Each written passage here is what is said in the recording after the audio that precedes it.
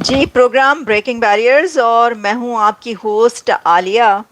یہ سب کچھ جو کچھ ہو رہا ہے یہ جیو پولیٹکس کا کارنامہ ہے، اور جیو پولیٹکس میں ہمیں اتنی انٹرسٹنگ نیوز دیکھنے کو مل رہی ہیں اور سننے کو مل رہی ہیں جو نہ تو آج سے پہلے کبھی سنائی دی اور نہ ہی آج کے بعد، یعنی یہ دور گزر جانے کے بعد بھی شاید کبھی بھی دنیا میں ایسی جیو پولیٹکس دیکھنے کو نہ ملے جیسی اب دیکھنے کو مل رہی ہے. دو خبریں آپ کے لیے لے کر آئی ہوں.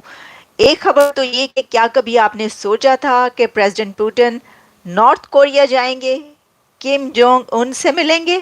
آپ نے نہیں سوچا ہوگا. کیا آپ نے کبھی سوچا تھا کہ پریزیڈنٹ پوٹن ویتنام جائیں گے؟ اور کیا آپ نے کبھی یہ سوچا تھا کہ نارتھ کوریا اور رشیا مل کر ایک ایسی ڈیفنس ڈیل کریں گے کہ دونوں کسی بھی جنگ کی صورت میں ایک دوسرے کو ڈیفینڈ کریں گے؟ اور دوسری خبر، کیا آپ نے کبھی سوچا تھا کہ پاکستان رشیا کا گیم چینجر جوائن کرے گا؟ یہ بھی ایک بہت بڑی خبر ہے.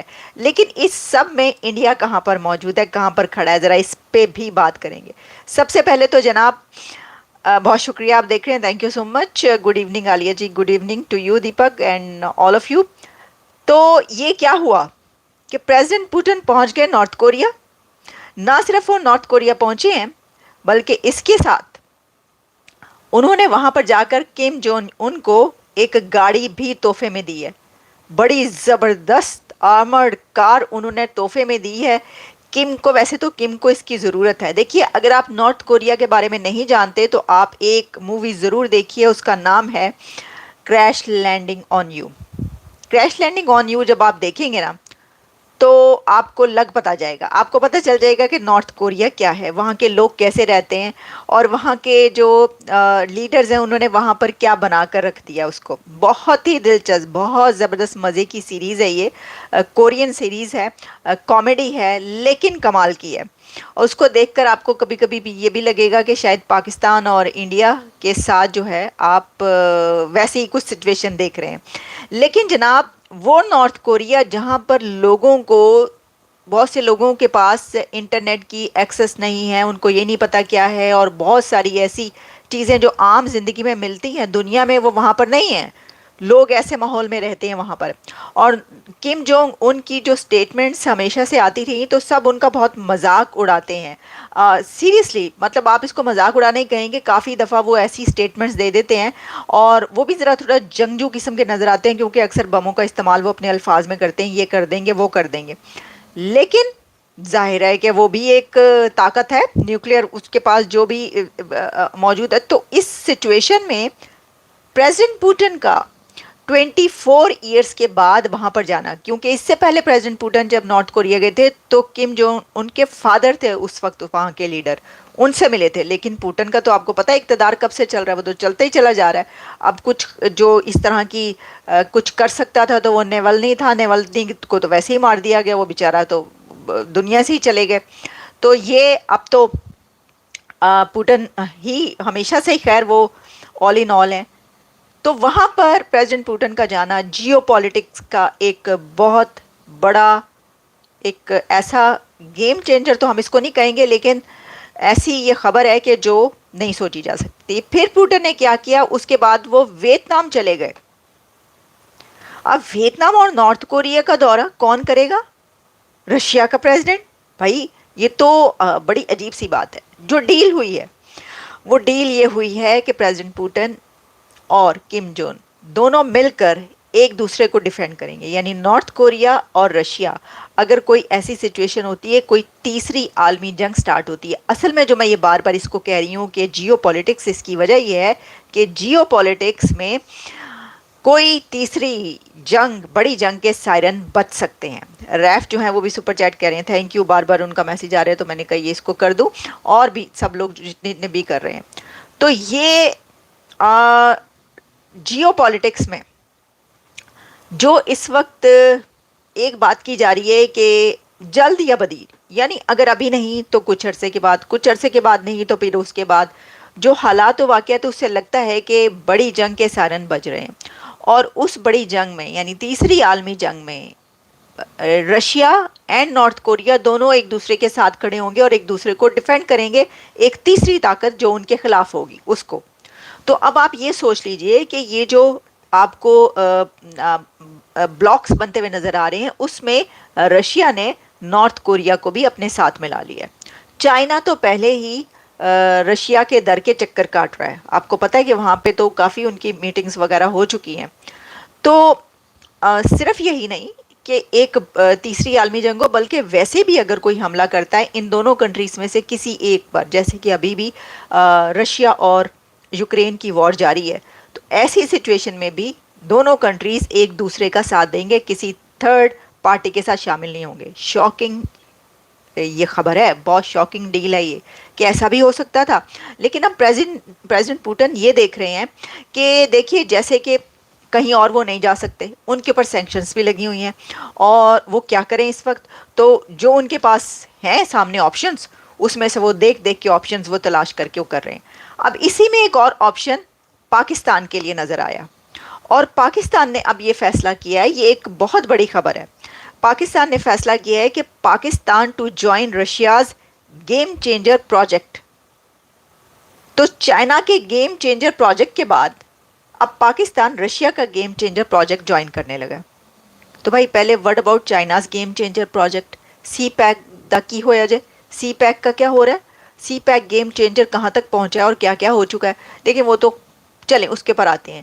لیکن پاکستان نے یہ فیصلہ کیوں کیا؟ جب میں نے یہ کہا کہ بہت بڑی خبر ہے، پاکستان کوئی رشیا اور اس طرح کا کوئی بہت بڑا کنٹری نہیں ہے کہ ہم کہیں، لیکن اس حوالے سے کہ رشیا اور پاکستان کا کیا وہ مطلب جوڑ، جہاد تو یو ایس ایس آر کو توڑنے کے لیے تو جہاد لڑا گیا پاکستان کے اندر، تو کبھی بھی نہیں رہا تعلق.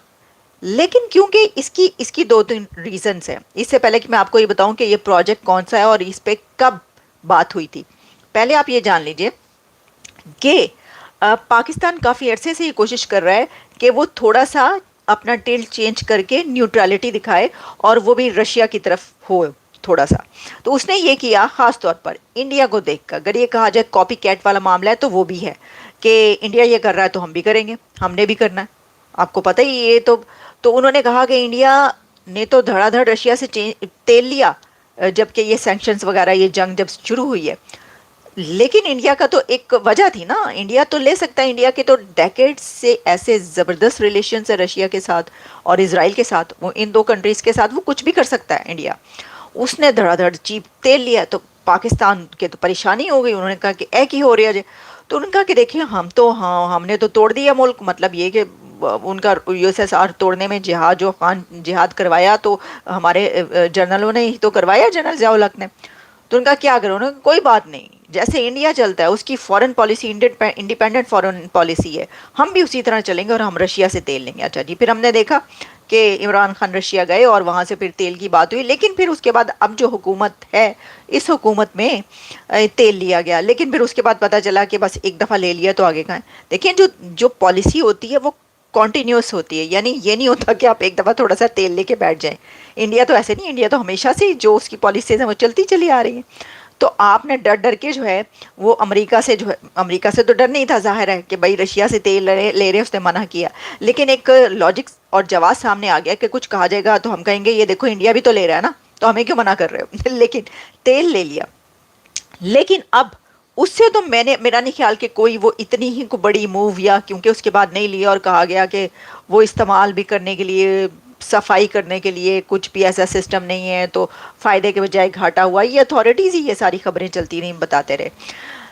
اب رشیا کا جو گیم چینجر ہے وہ ہے رشیا کوریڈور.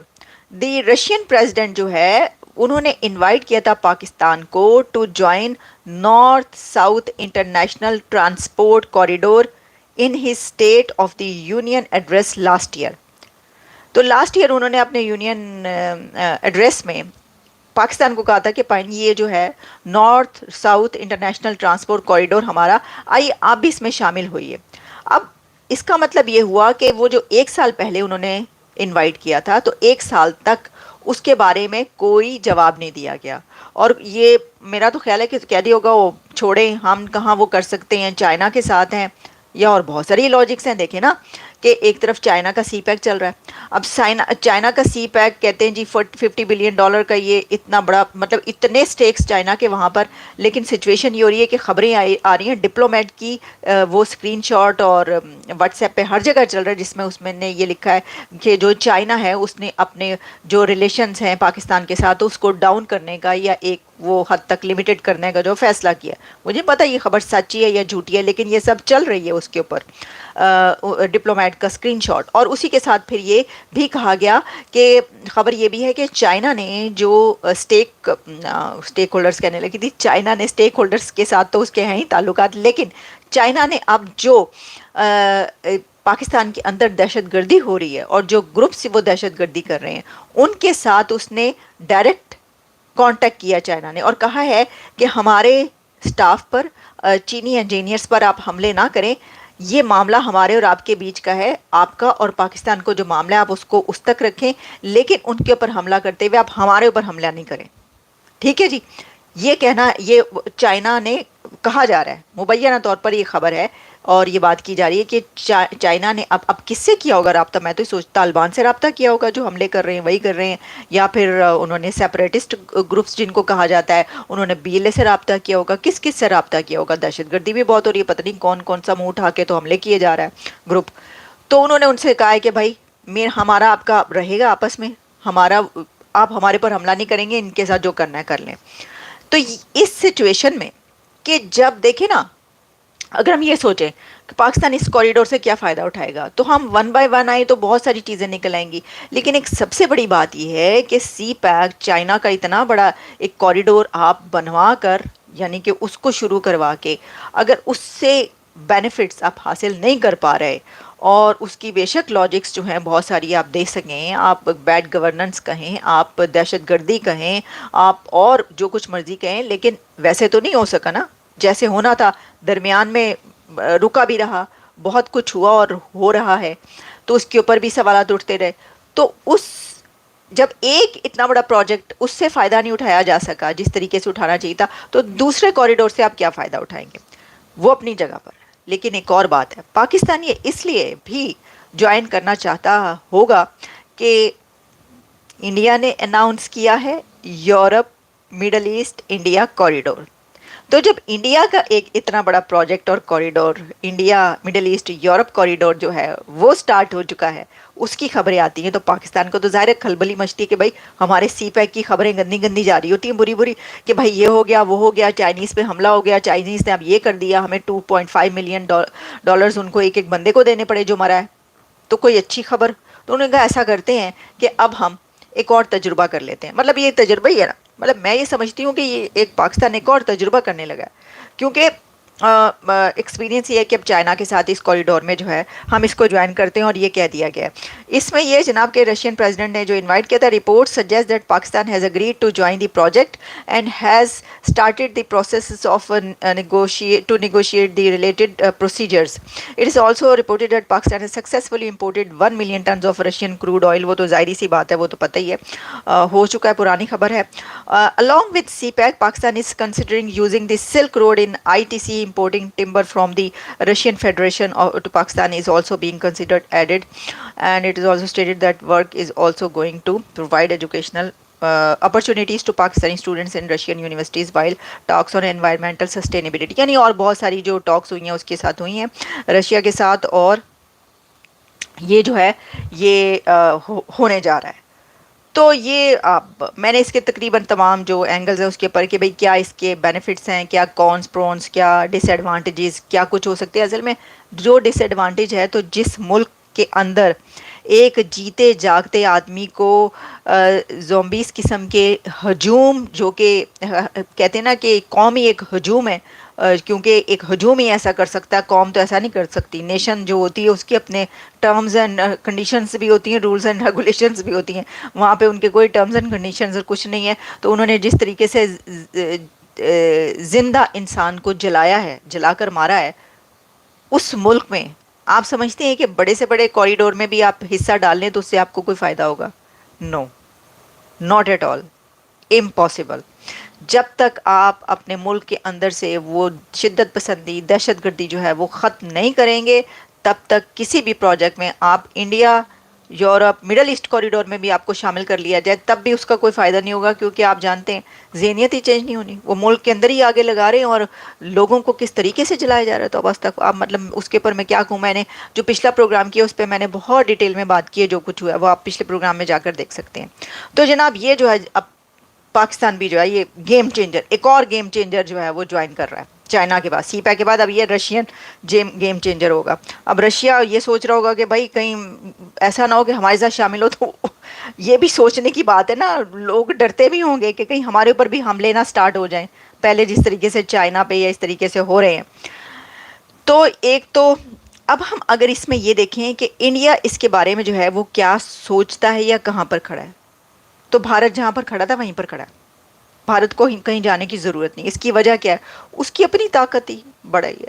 भारत का अपना बोझ बहुत है अपने लिए, अपना वज़न बोझ के अपना वज़न बहुत है उसके लिए, और उसका इतना वज़न है कि उसको पूरी दुनिया जो है बुला बुला कर लेकर जाती है, उसकी तरफ आती है। अभी आप डेली बेसिस पे खबरें तो देख ही रहे हैं।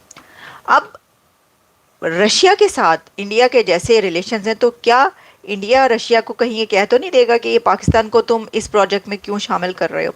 देखिए ऐसा सोचा जा सकता है ना। इसकी वजह ये है कि वो इस तरह का कोई अगर ऐसे किसी मरहले पर, जो कि ये मरहला जो है हर आए दिन ही आया रहता है कि भाई ये हो गया यहाँ पर और ये दहशतगर्दी इन्होंने करवाई, ये जो कहा जाता है उस तरफ से, तो ऐसी किसी सिचुएशन में रशिया को प्रेसिडेंट पुतिन से अगर नरेंद्र मोदी साहब कहें कि भाई ये जो है ये तो ये हुआ, तो आप इनको इसके अंदर क्यों शामिल कर रहे हैं, एक तो ये कि क्या वो ऐसा कहेंगे, कह भी सकते हैं, और दूसरा ये कि आप प्रेसिडेंट पुतिन मानेंगे, मान भी सकते हैं लेकिन होने को तो कुछ भी हो सकता है।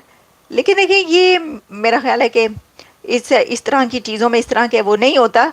ये तो एक छोटी बात है जो मैंने अभी की ना, ये कोई इतना बड़ा वो नहीं है। इससे ज़्यादा अहम ये है कि जो इंडिया है उसको इस चीज़ से फ़र्क इसलिए नहीं पड़ रहा कि उसका अपना जो कॉरिडोर स्टार्ट हुआ है पूरी दुनिया के साथ, वो जो है वो बड़ा अहम है।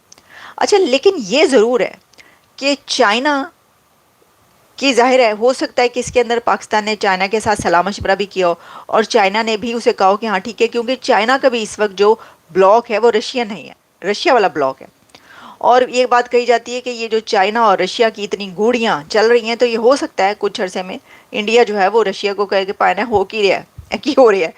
तो लेकिन खैर उसको इसकी मेरा ख्याल है ज़रूरत नहीं। वो उनकी आपको पता है इंडिपेंडेंट फॉरेन पॉलिसी है, वो अपनी जिस तरीके से चालें चलते हैं, जैसे वो अपनी स्ट्रेटजी चलते हैं, उसके लिए उनको इस तरीके से कहने की ज़रूरत नहीं होती। वो कुछ और ही कर देते हैं, वो पता चलता है कि बस कहे बगैर ही काम हो गया। देखें ना अभी जैसे तिब्बत और दलाई लामा और यूएस का डेलीगेशन, और अब दलाई लामा यूएस डेलीगेशन यहाँ पर आ रहे हैं, तो क्या क्या कुछ हुआ है। G7 में कितने बड़े बड़े स्टेप्स हुए हैं। उनको ज़रूरत नहीं पड़ती कुछ कहने के, बगैर कहे हुए वो काम कर लेते हैं मोदी साहब अपना। तो ये है हालात, ये कुछ बड़ी जियो पोलिटिकल टिल्ट्स हैं, चेंजेस हैं जो हमें इस वक्त नज़र आ रही हैं, और बड़ी इंटरेस्टिंग सिचुएशन है। मैं तो इसको ऐसे ही देख रही हूँ और ऐसे ही ले रही हूँ। तो जो भारत है वो बहरहाल इस वजह से ज़रूर वो हो सकता है क्योंकि चाइना भी बीच में है, और